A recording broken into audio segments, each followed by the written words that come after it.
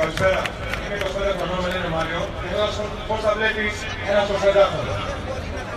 Είναι ένα τραγούδι, ραπ κυρίως, που λέει η Ελλάδα έχει τις μεν ιστορίες γραμμένες σελίδες της. Σήμερα έχουμε και νέες σελίδες μπροστά μας. Κατηγορούμε τους 300, αλλά όλοι πρέπει να παίξουμε τον εαυτό μας. Ότι το 90% την μέρα που ψηφίσαν το μνημόνιο είχε 85% προβολή του Ελλάδα-Τουρκία Survivor. Πού ήταν ο κόσμος εκείνη την μέρα? Πιο πολύ για αυτό το Survivor και την Ελλάδα. Οι νέοι σήμερα δουλεύουμε 7 και 6 μέρες, 11 ώρες κάθε μέρα καψίπουλα. Δεν βλέπω κανέναν να νοιάζεται παρά μόνο με τον κόλλο του. Συγγνώμη για τη λέξη. Όλοι θα κοιτάξει, ο καθένας θα βολευτεί με τον ένα τον άλλο τρόπο. Κανένα κόμμα, ΣΥΡΙΖΑ, Νέα Δημοκρατία, ΠΑΣΟΚ, Λάος σε παλιά Χρυσή, δεν αξίζει κανένας. Γιατί δεν κάνετε το λοιπόν συμπληρωμό στις τράπεζες? Γιατί για τις τράπεζες δουλεύουν όλοι πλέον. Δεν νομίζω κανένας σήμερα να έχει λεφτά στη τσέπη του. Όλοι τους κόβουν μια κάρτα. Δεν ξέρω κάποιος έχει δει, αλλά υπάρχει ένα βιντεάκι που δίνει τον κύριο Μητσοτάκη στη λέξη κλίση για την τρόπο σε ακριβώς λέγεται.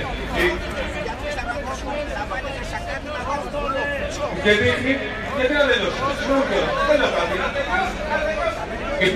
Παιδιά, να τελειώσει. Ξέρουμε ότι είστε και από τη Νέα Δημοκρατία εδώ κάποιοι, από το ΠΑΣΟΚ, από όλα τα φιλοευρωπαϊκά κόμματα. Εμείς δεν κάνουμε τώρα πολιτικό. Θα μιλήσει ο άνθρωπος, θα πει, είναι νέος άνθρωπος, να τον ακούσετε. Να τον ακούσετε τι θα πει. Να τον ακούσετε. Στη μουδιά όλοι τώρα.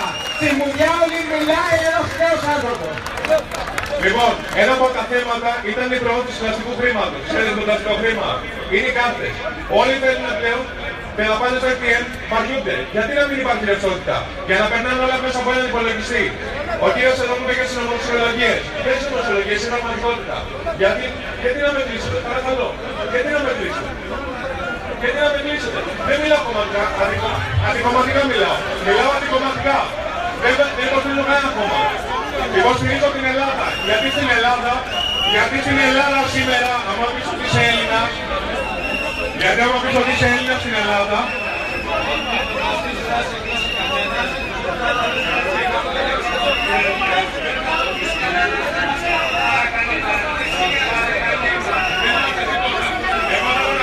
εγώ θέλω να πω ότι άμα πεις σημερινή Ελλάδα, άμα πεις ότι που το μέλλον μου το πληρώσατε εσείς. Το μέλλον μου το πληρώσατε εσείς. Λοιπόν, όπως δεν κάνω πρώτη γενιά μου. Λοιπόν, θέλετε να κάνετε κάτι, αντιθετείτε στο σύστημα. Αυτό είναι το πρόβλημα σήμερα. Ότι όλοι έχουμε βολευτεί με το σύστημα και τα κόμματα. Πήγατε όταν είναι οι τέτοιες.